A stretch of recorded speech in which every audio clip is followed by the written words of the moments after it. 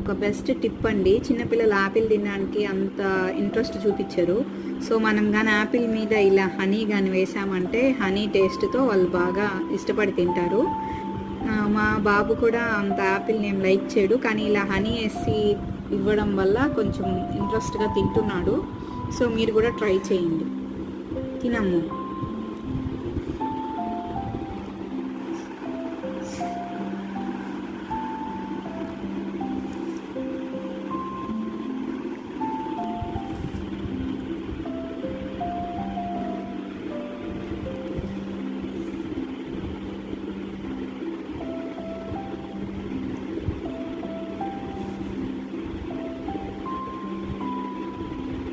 బాగుందాము Apple?